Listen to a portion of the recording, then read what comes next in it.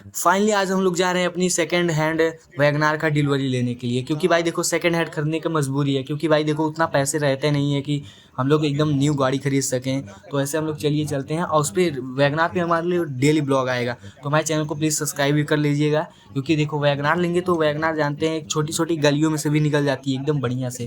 तो चलिए चलते हैं वहाँ पर, देखते हैं क्या सीन होता है। तो वहाँ से वैगनार लेके हम लोग घर पे आते हैं, ठीक है। तो चलिए चलते रहते हैं, देखते हैं क्या होता है। तो सन्नाटा भी आ गया।